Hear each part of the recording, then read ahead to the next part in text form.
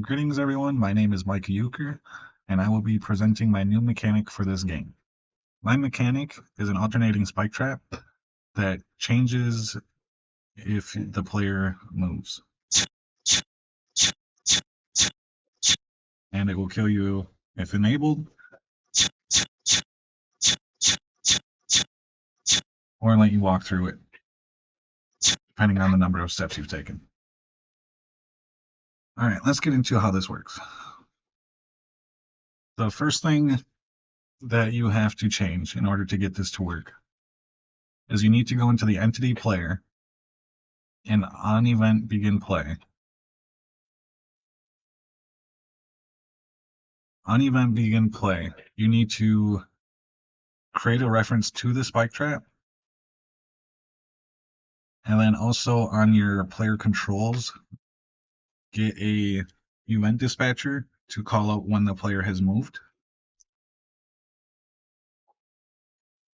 After that, you're good to go ahead and make your tile spike trap.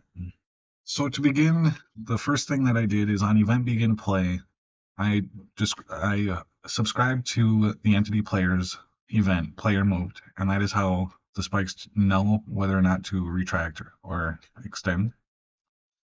And then after you subscribe to it, you're going to want to check the starting position, and this is only for if you want to be able to alternate the starting positions, so have one raised, have one lowered on start.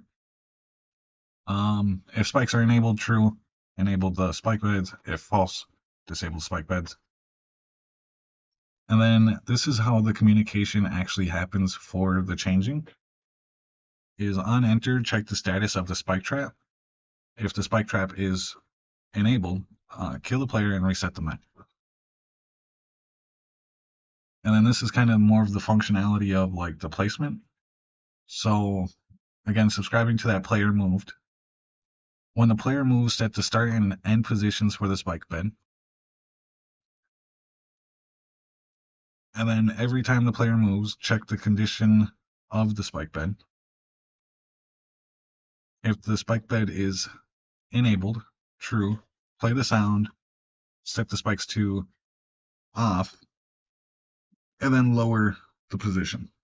And then do the opposite for if the spike trap is not enabled.